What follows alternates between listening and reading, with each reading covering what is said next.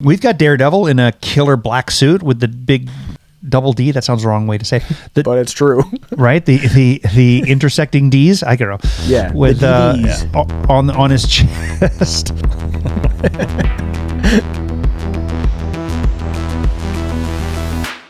A long time ago, I raised a son to know his Feige from his Filoni.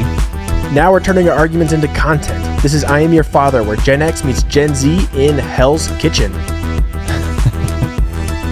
Little preview. Little preview action.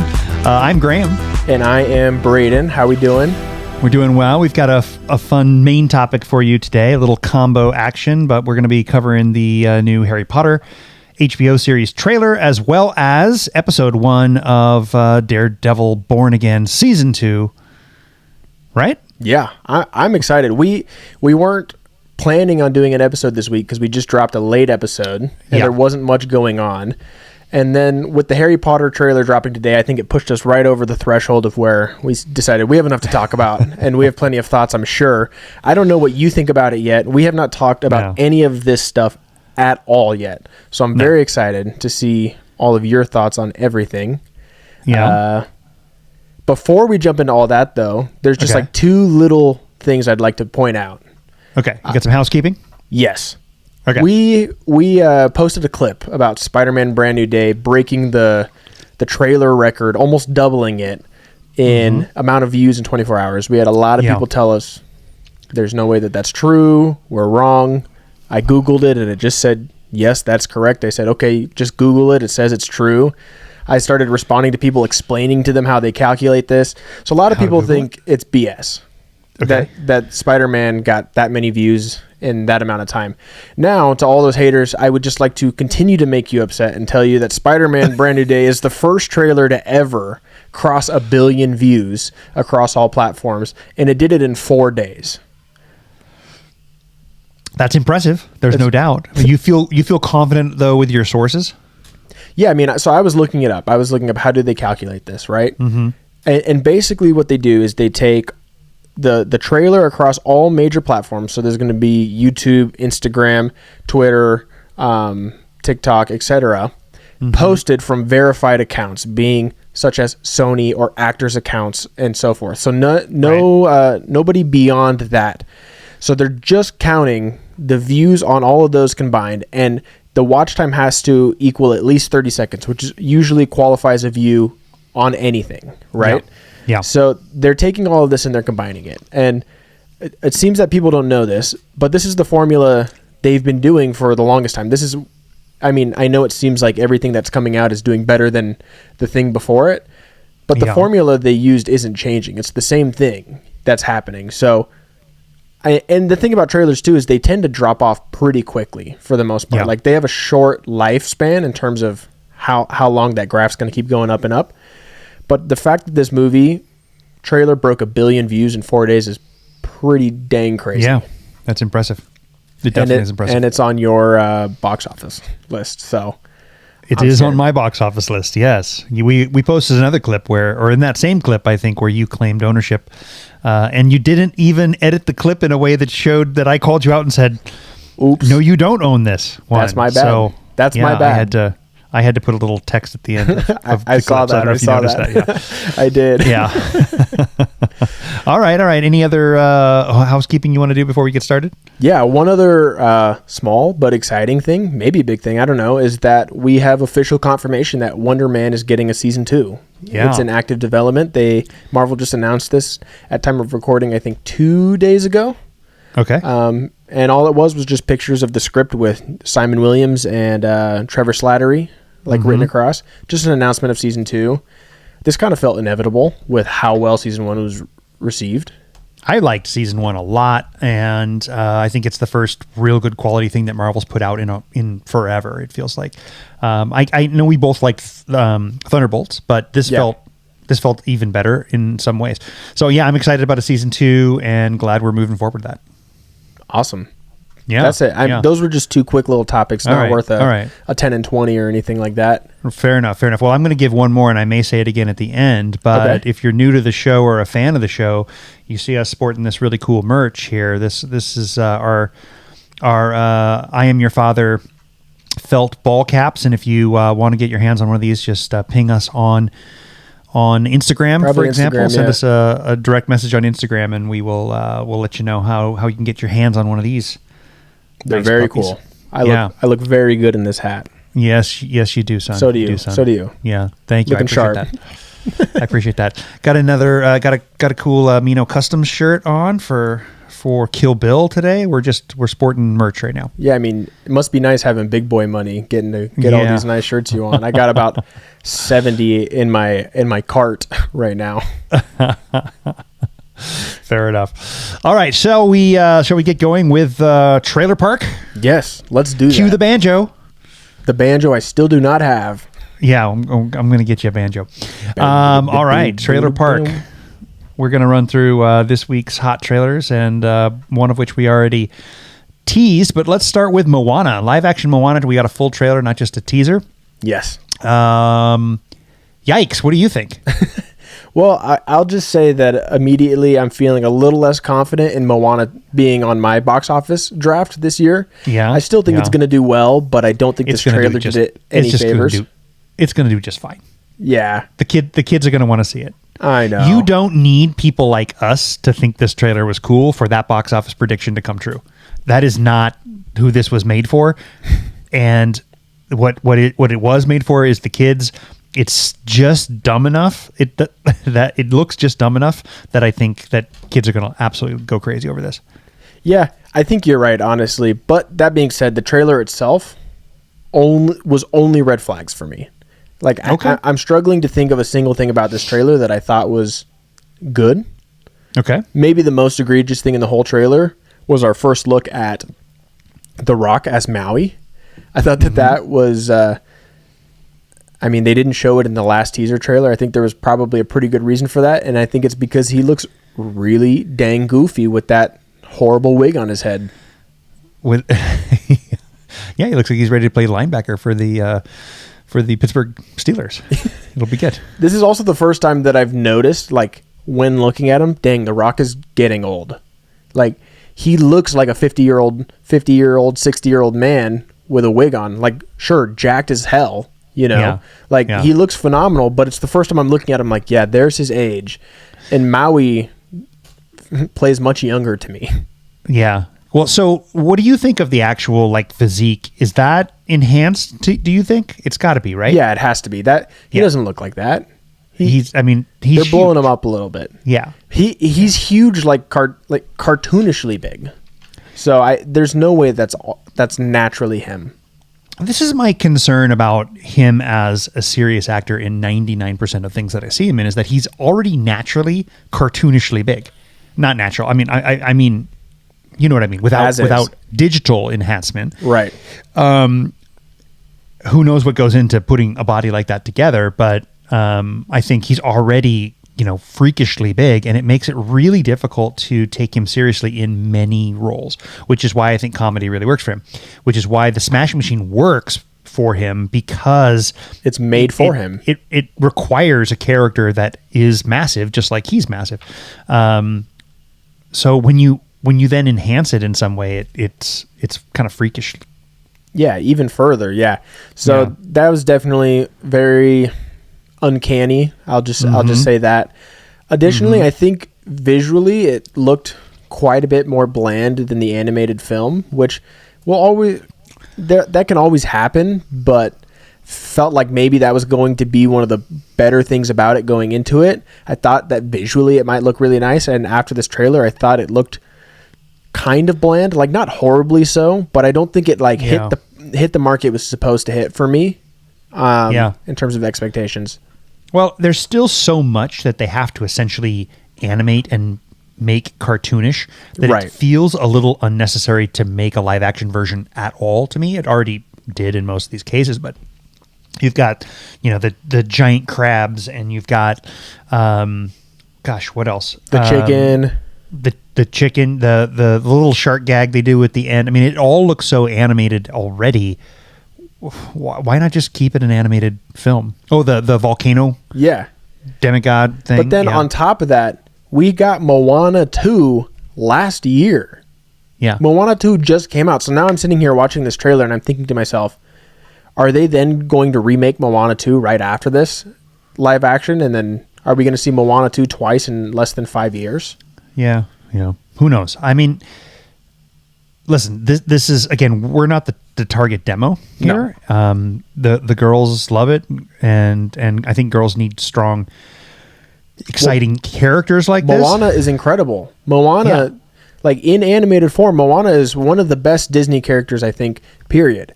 It's a really wonderful movie. I love that movie very much. I just think that this live action remake is doomed to suck. Mm-hmm. Okay. Fair enough. Well, hopefully it doesn't ding your box office predictions too much, but I don't think it's going to. I think it's going to be just fine. I think it'll do well enough. Yeah, it'll do well enough that they don't stop making these. Yeah, no, definitely. They will never stop. No.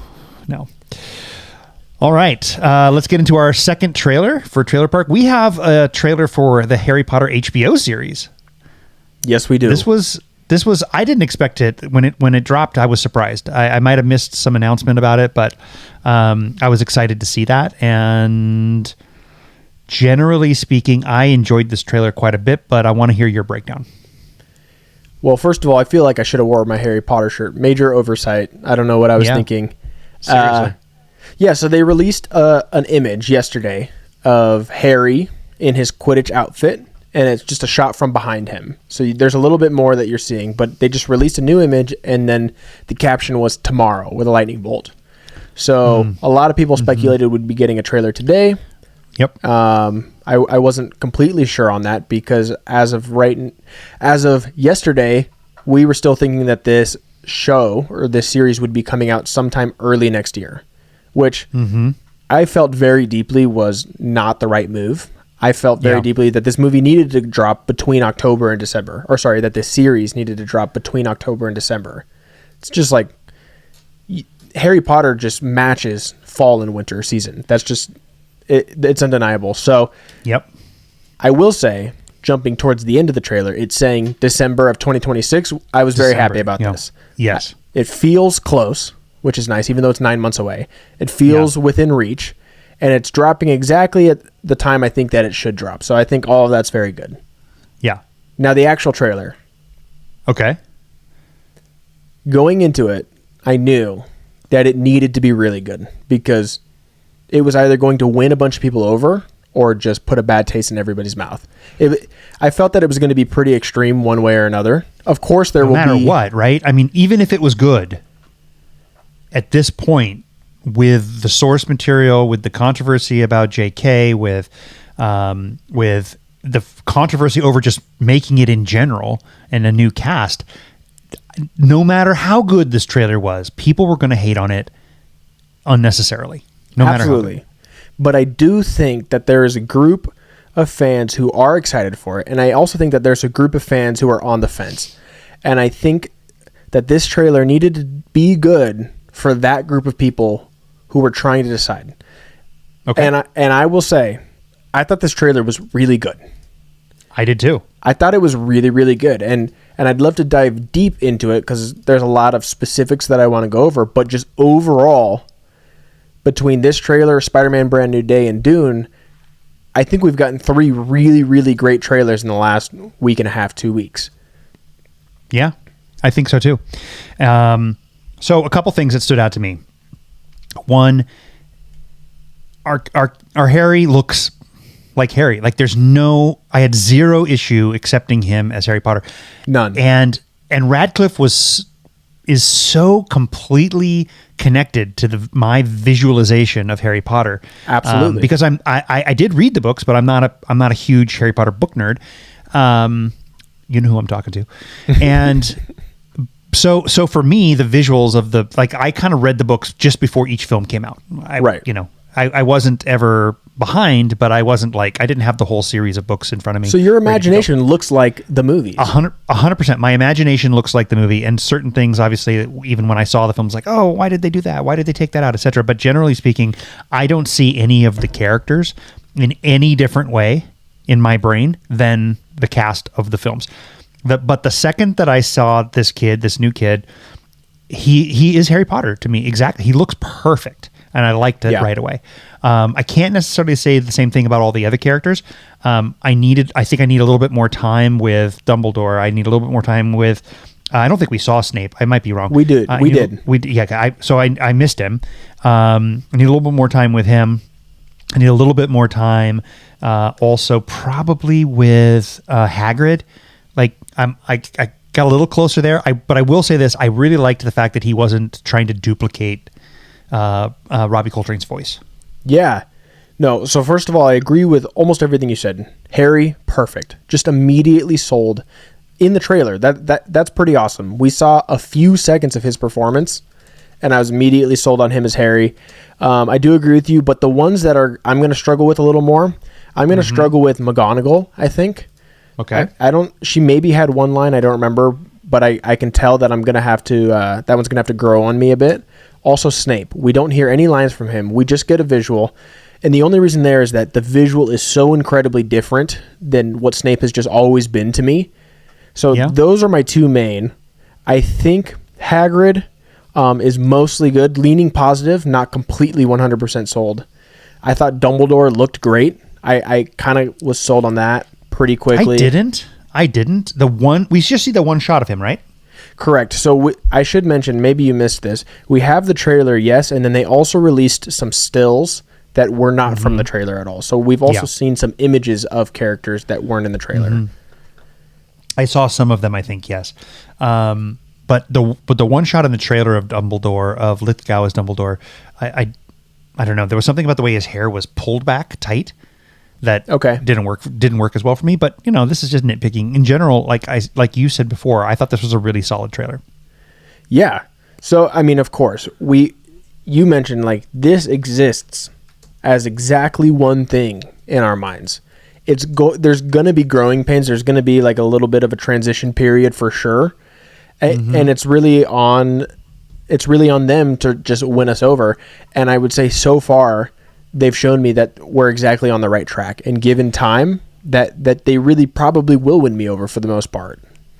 Yeah. In terms of character portrayals. I'm looking at a few of these stills now. Okay. And it all looks really good. Okay. Here's something else that I would say. I had a general sense as I watched the trailer that it felt bigger than the movies. There was something about it that felt more, both more grounded and also grander. Yes. There was an epic nature to the way things were shot, to the sets, to the lighting. It looked really good, I think. Yeah, no, one of my notes was that you can tell that this movie I keep saying movie, that's going to take me forever. But you can tell that this series has a big budget, and you can feel that they're using it well. It feels cinematic. It feels grand. And in ways, yes, it almost looks like it's going to look better than the movies did in a lot of ways, which is really cool. Even just, so Hogwarts, we'll just start off here. Hogwarts looks different. It looks the same, but it looks different. Yeah. The Dursley's house and so forth. So they're not doing one-for-one replicas. Hogwarts looked a little different across the movies too. Hogwarts evolved. For sure. But so now we have Hogwarts. We have basically we have a set of definitive locations due to now these theme parks and so forth. And towards the end of the series, what everything looks like was more solidified. This clearly is not going for a one-for-one replication, which I think is probably the right call, but it's also not going for something completely different either. It feels familiar still, and I'm really enjoying the way that everything is lit and designed. I think it just looks really good. I'm on board with all of the design choices that I've seen so far. Even things like the hat. The sorting hat doesn't look like our normal sorting hat, but it looks really good. It was close enough. It looked good. Yeah. Everything's going to be close enough, but its own thing is what it feels like. You're right. There wasn't anything that stood out to me as they're doing that. I will say, I'm gonna call out one, since you said you had a lot of red flags from Moana. I'm going to ask you what your red flags are, if any, for this. I will give you one that was not my red flag, but was sent to me via our good friend David, who we're going to have on the show when this series premieres. He is a regular contributor to a podcast called Dialogue Alley, and he is one of our resident Harry Potter experts. He pointed out the haircutting scene in the trailer concerned him, not because he didn't like the scene, but because it's not in the book, and therefore they're already doing something, he said, that is diving away from the book. And his interpretation of everything that they've said leading up to this was that they were going to be really, really strict to the book. And so if they're already showing us scenes that are added to it, then he has concerns. It's a red flag to him. Didn't dislike the scene, but it just stood out to him as, hey, this isn't what you guys said you were going to do. So what's going on? Hopefully I translated that properly. Yeah, I think this is interesting because while yes, that's true, we don't technically, the scene doesn't technically play out in the book. It is talked about, which is, it's what I was saying. Something I was talking about the scene and it sounded like that, but yes, it's not played out in the book, but we do hear about it. He speaks about it as like things that have happened before. She'd cut his hair and then it would grow back immediately. Even like things like him being bullied at school, we hear about it in the book, but we don't necessarily see it in the book. And so, yes, they did say we're going to be getting a much more faithful adaptation, but a few months ago, they also said, and I think it was kind of alluded to by maybe some set leaks like Dumbledore on the beach and whatnot, that we would also be getting scenes that weren't in the books. And I think that I am mostly on board with this because I feel like one of the selling points for this is that we're going to be getting the things that we missed in the movies, but I feel like to even further justify this new thing, that maybe we should get some new things also. So long as they feel true to the story. And so then the showrunners taking some liberties with the original text is okay with you. If they win me over with this first season, then yeah. If I'm watching it and I'm not liking the choices they're making, then that'll be a different story. But like this example of the hair cutting and then the bullying at school and things like that, so far it's working for me. I have no issues with it. Okay. Yeah, fair enough. And I'm not going to debate the specifics of the text. You and David, who I referenced a minute ago, are definitely much more expert in that particular area than I am. So I'm going to trust the two of you. I will give you a red flag. Okay. Let's hear it. I really only have one, I think. And that's that we get no lines from Hermione. I think we get 2 or 3 from Ron. And we're like halfway through the trailer and we've been spending time with Ron already. And I started to ask myself, where's Hermione? I feel like we got one line from Ron only, right? Maybe. Are you really Harry Potter? Okay, maybe that's true, but we at least were getting multiple shots and like scenes with Ron, which leads into like another part of the trailer that I liked. Like we were really leaning into the joy. Like they felt like kids opening their presents on Christmas Day and throwing candy at each other and whatnot. But I felt that Hermione kind of took a backseat a little bit. To be fair, she's not in this first book as much as a lot of people remember. It really is much more the Ron and Harry show for most of the book. Yeah. So again, that you could just chalk that up to book accuracy and call it a day. But I think I would have liked to have had a line from her to maybe silence some of the people who have been complaining about her as Hermione rather than her just being in the trailer. Well, maybe that's why they didn't do it. Maybe. No, it definitely could be. We also didn't get a line from Snape, and these are 2 of our more controversial castings. Yeah. God dang, dude! Like controversial for such ridiculous reasons. It just even talking about the controversy of the casting in both of these cases, it just really pisses me off. But yeah, totally fair. So let's move on to a different part of the conversation. What were your thoughts on Philosopher's Stone versus Sorcerer's Stone? Yeah, I like it. I think that the switching of the name Philosopher to Sorcerer is one of those kind of funnier things. Like they just thought Americans were going to be, too stupid to not understand or be intrigued by something philosopher. Obviously, they didn't know what it was going to be at the time. That being said, I like Philosopher because it's also marking it as different from the movies. Like, I agree. I think this is obviously the only case where they have an easy way to do that. And I think it works in this case. And in a way, it says to me, in a way, it shows me more faithfulness, you know? Okay. I like it. All right. Anything else you want to cover on this trailer?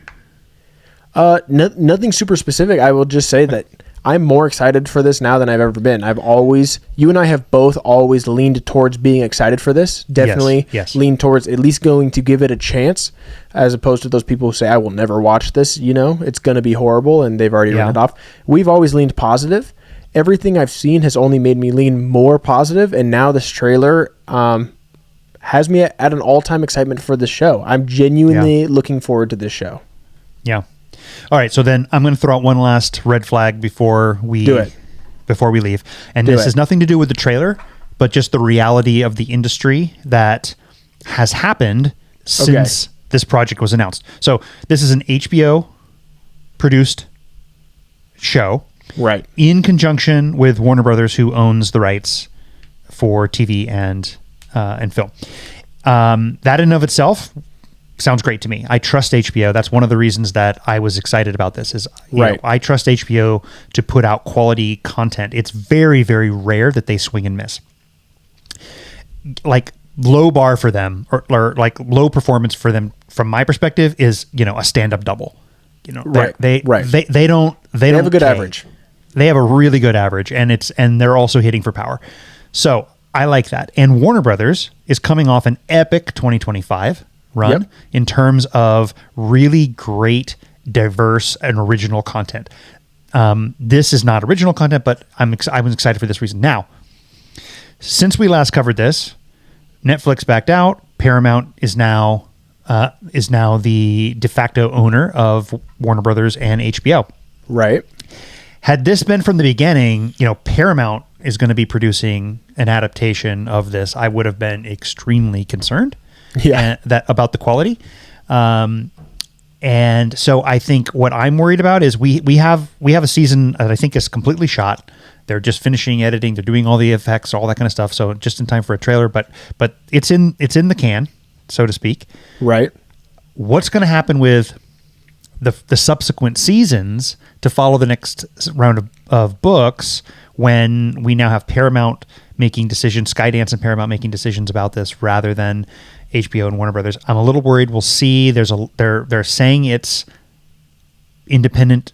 They're going to have them run the show on their own, but I don't know that I really trust the Ellisons, and I think that there could be some issues going forward. Same concern I have with the DC universe, with James Gunn's DC universe as well.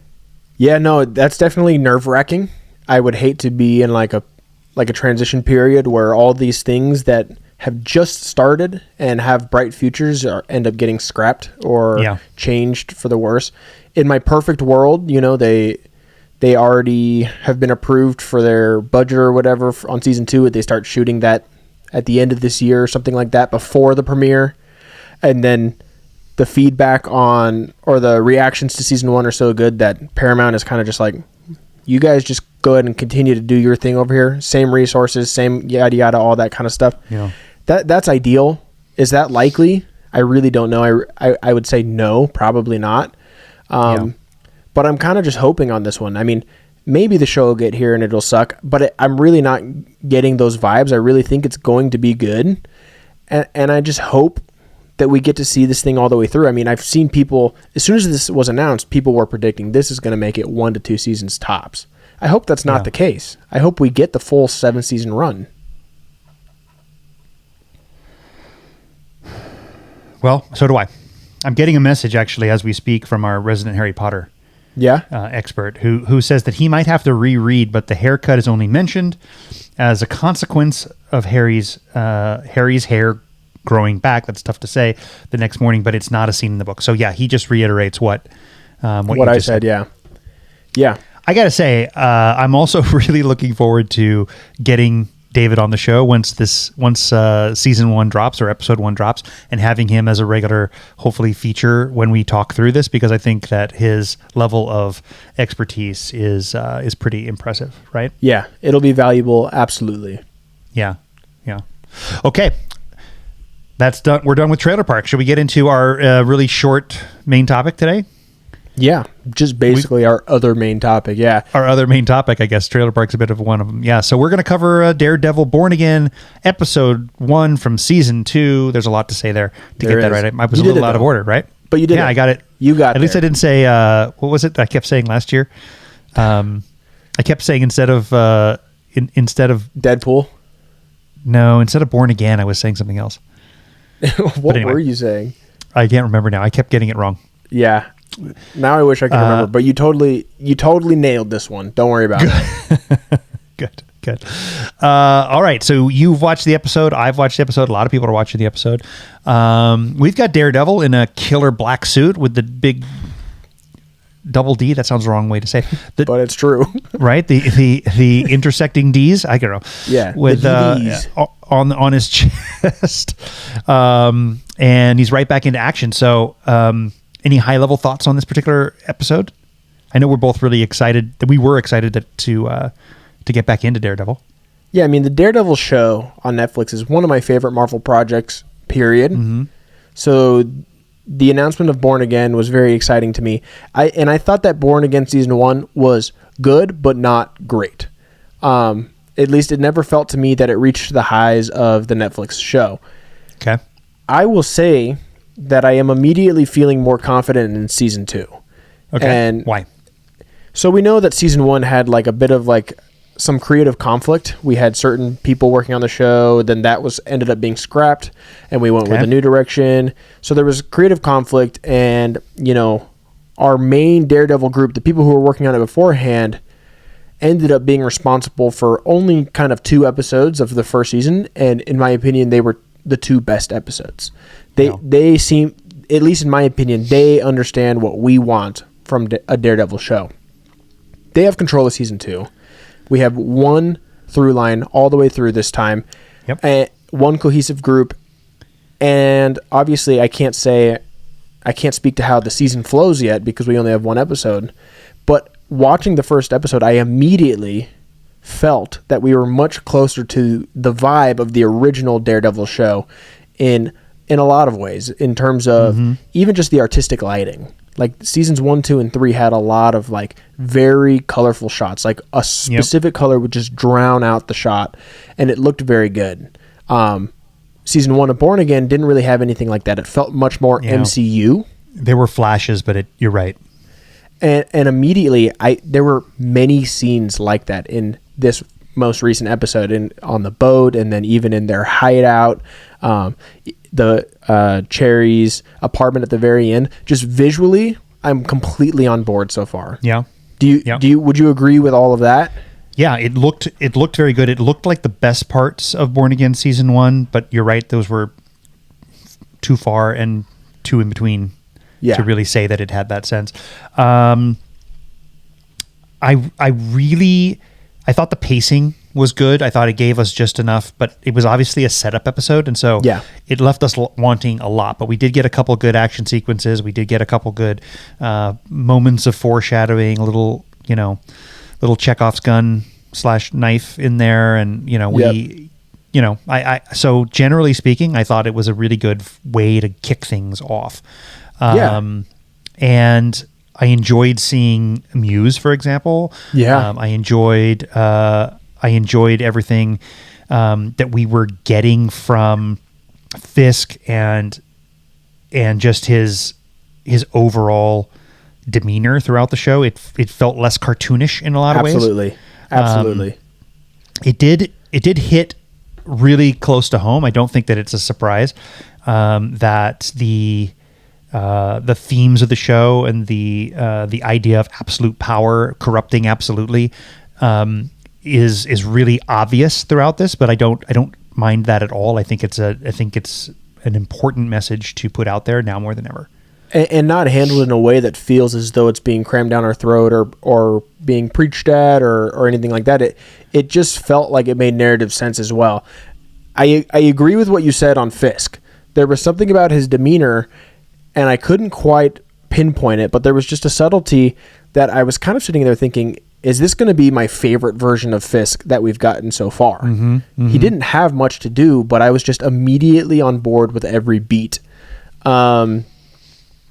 going back to what you said about Muse, I think that I'm almost additionally more on board with the way they're using Muse this season than they did last season. He ended up being very underwhelming, at least the way that he went out. And so I think his return, I was kind of curious how they were going to do it, and I think that so far it's been very effective. How are you feeling about other characters and their motivations? Excuse me. Everybody's really, one-sided right now, right? I mean, they're going down one path or the other. There's not a lot of ambiguity, and I mean, I think that makes general sense, but there's a few cases to me that are standing out where I'm thinking, like, why is this character acting this way? What's an example? Like, who are you thinking of? I'm thinking of the attorney whose girlfriend the first season, and had the conflict with Muse, who we keep seeing her throughout. She's clearly traumatized by it, but there's an aspect of her switch up, sort of her blatant criminality and blatant, I would say, betrayal of her Hippocratic oaths and any ethics related to her practice that didn't exist at all. And I struggle to believe that the experience that she had with Muse in season 1 would have her, break bad that easily. Yeah, that's an excellent point. I think that's definitely the most obvious one, and maybe one of my very few issues with this first episode. I did feel that was a very strange decision to make, and I wasn't necessarily buying it. Yeah. So I agree with you there. Heather Glenn. Yeah, Heather is the character's name. Yeah. Yeah. No, she feels completely different. You know what it feels like almost to me is, in a lot of ways, it feels very much like the shift that Sharon Carter made in the MCU from Captain America love interest, one of the good guys, to now she's actually the power broker. She's a villain, and we have no idea why. No, it's a horrible decision. It was just a switch up with no reason, and we're supposed to just they're giving us a reason here. I don't know that it completely works, so I agree. That would be one of my issues so far. I know that you are going to be pretty excited about the our little nod towards Jessica Jones. Yes. Love Jessica Jones. Great. That was such a great show. It was my favorite of all of the Marvel shows. And even more than Daredevil. And so I'm really glad to see that character come back and to get even more engagement between her and Daredevil than we got in that one crossover season they did. Yeah. I mean, I really enjoyed the first season of Jessica Jones as well. I knew as soon as they mentioned her, I was like, all right, here we go. We already knew she was going to be in the show, but I knew you were going to be happy. I was happy. There was one other character mentioned only by name that I thought was interesting, and that was they referred to as Miss DeFontaine, and that's Valentina from the Thunderbolts, and I think very first she was maybe at the end of, or she was Falcon and the Winter Soldier, end of Black Widow, and then the Thunderbolts. Yep. They're definitely continuing to build her as a character in this universe, and I thought that was exactly the kind of subtle Easter egg that works in these films, where it wasn't in your face. It was just a mention. And honestly, to be so honest with you, her name kind of falls into a category where I feel like most people will have missed that altogether or not known who they were referring to. And to me, that just makes this universe feel more connected and more lived in. And I appreciate little things like that. Yeah, it was a nice touch, and we don't have any indication that Valentina will be in this show, but it would be interesting. She probably won't be. Yeah, it would be interesting to have her show up. Yeah. I did appreciate that we just started off right in the middle of some action. Like, it just starts off, ramps up right away. To touch on the suit, this black suit with the 2 red D's on it, I think is probably the best suit we've ever gotten. I think it might actually be perfection. I think it's hilarious that it took us 5 seasons to finally get the DD logo on his chest, but it looks so freaking good. I wonder if we had to earn it, if they had to earn it, before we were willing to buy it, we had to, really start to to Fair. feel that we had lived in this world with Charlie Cox as Daredevil, with everyone else, that before they could just go straight to that comic accurate logo on the front. Yeah. And I have no problem buying a lot of comic book superheroes have really kind of basic logos like that. I mean, the iconic Superman or the iconic Batman that's just as simple as that is not as common as some of the like cheesier ones. Like think about like, doesn't Hawkeye have a silly logo in certain comics and things like that? Definitely. And I'm glad we've avoided that. Yeah, almost everybody has a logo. Not everybody needs a logo. No. So I definitely agree. But in this case, I think it really works. And I think they just absolutely nailed this suit. I think it looks perfect. I really do. Yeah. This is my favorite Daredevil suit to date. And I just can't wait for the red version of it eventually. Yeah. What did you feel about the relationship between Matt and Karen and where that's at?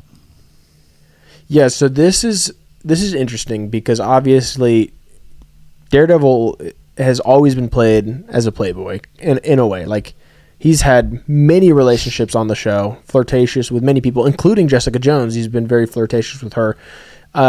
So I personally, when it comes to Karen, have always been more on board with her and Frank having a relationship, even though they never actually have. I think that she understands him and sees him in a way that nobody else really does, and I think that kind of works. So I feel like this kind of closes. Previously Froggy, I liked that combo too. Yeah, exactly. So I think that the Matt and Karen relationship is not one that I've always rooted for. So far this season, I'm not having an issue with it, but it's feeling to me as though they're playing it as endgame relationship, and to me, that wouldn't be my first choice. But they haven't done anything this season to make me say I don't like this. Meaning it's the last relationship they're going to put him in? Yeah, like he's been on and off with Karen, and they played season 1 in such a way as though he was still longing for Karen. He even when Heather comes up to him in the hospital and he's out of it, he's like, Karen, like it's clear that this is the direction they've been going again. And it's not the first time it's happening. So to me, it would kind of feel weird if we do the whole Matt and Karen thing a second time, just to then, have him get back with Elektra next season or somebody else, So I feel like we might be kind of landing the plane here on this one. Whether she's going to ultimately, maybe she'll die, maybe he'll do the whole, I have to protect you, so I can't be with you. We have no idea, but it's not seeming that they're going that direction this time. Fair enough. One thing we do know is that his name isn't Froggy, it's Foggy, and I don't know why I said that. When you said Froggy, I thought you were doing like a ship name of like Foggy with somebody, and I was trying to figure out who it could be, but Karen, I didn't. No. Yeah, no. I was like, well, I did exactly that in my head. I'm like, who the hell is he talking about? I watched you react, and as soon as I saw your reaction, I instantly knew. I'm like, I said something weird, didn't I? I said the wrong character name. Froggy. And then as you're talking, I'm like, oh, come on, dude. I know what I said. I know what I said. Put some respect on Foggy's name. I know. Poor Froggy. I apologize. Ribbit. I apologize to everyone and all frogs as well. I'll make sure to clip that. I'm sure that you will. Yeah. All right. So one thing that I went into this season knowing, at least from all the early reactions and whatnot, there have been plenty of people who have seen this season all the way through. And the common consensus seems to be that the show starts off on the slower side, and by the end of episode 3, which mind you, next week we're getting episode 2 and 3 on the same day. Right. But at the end of episode 3 is when it really ramps up and then doesn't slow down. And for me, I didn't walk away from this episode being like, yeah, I get why people are disappointed in the first few episodes. I thought it was a really good episode. I did too, but I get that. I personally did feel like, okay, and I referenced it earlier. There's a lot of setup here. There's a lot. For sure. There's not a lot of. They're reminding us who people are. They're reminding us what happened last season. Even though we all watched the, previously on, we still saw flashbacks, right, of of our amphibious friend Foggy and other things as well. Like they were holding our hand in that way. And so from that perspective, I get why people might been a little let down by this episode, but I think that the pros far outweigh the cons in this case. Absolutely. And I mean, we still got our Daredevil action. We got a pretty awesome action scene at the beginning. We got an awesome one at the end. We got all of our teases. I think that this episode did everything it needed to do. I think that it was a really great first episode of a season. And I'm kind of just sitting here thinking, okay, like if this is one of the few episodes that people aren't loving as much, then I'm really going to love the rest of this season.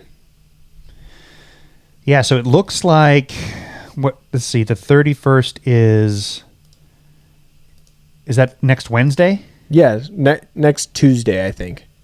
Okay, next Tuesday. So we'll be able to cover this. Next Tuesday. So we'll be able to cover this on our next episode. Those two episodes on our next epised. Yeah, so we'll definitely be going over this weekly. I think Daredevil will be a pretty important topic for the next the next month or so. And you know what? Just to kind of like stay in the same area but pivot a little bit, I think there's something really fun happening with Marvel right now. And I remember about a year ago to 2 years ago when the most popular thing to do was to hate Marvel. And everybody was feeling really down on Marvel. And in a lot of ways, valid in a lot of ways. But something that a lot of people was saying, like, we want grounded. Like, we have these street-level characters we want to see. Our next Spider-Man movie, we don't want it to be a multiverse movie. We want to just see Peter Parker, dealing with crime. And then, similarly, that's what we want from Daredevil and so forth. We now, currently, right now, we have Daredevil Born Again Season 2 dropping. Very grounded, very awesome. The week after Daredevil is done, we're getting our Punisher special, which I'm sure is going to be awesome. Yep, and then just like a month in from one to the other. Exactly. And then like a month and a half after that, we're going into Spider-Man Brand New Day, which obviously there will be some crossover there. So we have back-to-back-to-back projects, all interconnected in a way on a street level. Marvel, New York, MCU, like it's just exactly what everybody's been asking for. They're giving us right now. And I think that's really cool. Yeah. And I really hope it's successful. And then, but that's a lot of content all together. And then we have another movie at the end of the year. So I'm really hoping that we don't come out of this drought with fatigue again, because we've gotten too much. Hopefully these things play off of each other well enough. We get 6 months of waiting for Doomsday, and then we get another break for a little while. Yeah, I mean, I think it'll obviously come down to the quality of said projects, and so far, I have no reason to believe that any of it's going to be bad. So far, Daredevil's good. The reviews are great. Apparently, it's just going to get better. I've never had John Bernthal as Punisher in something and think it was not good. Like, so far, everything he's been in as Punisher has been good. And Brand New Day looks very good. So hopefully, I mean, in a perfect world, and we just might get lucky, we might have 3 back-to-back bangers. Yep. Here's hoping. I hope. All right. Anything else you want to cover on this show, on the episode 1? I don't think so. I'm looking forward to it. Okay. If you guys can't tell, I'm just excited right now. Like, everything we're getting is exciting. I feel fed as a nerd. Yeah. Good. All right. Well, we've ranked, we've debated, we disagreed though, not about who shot first. It's all just another day in the galaxy. So whether you're Gen X, Gen Z, or somewhere lost in the timeline, please continue to listen, like, share, and subscribe to I Am Your Father. Until the next episode, remember that with great power comes a great second breakfast, but winter is also coming. So may the Force live long and prosper with you. You're a wizard, Harry. I'm a what?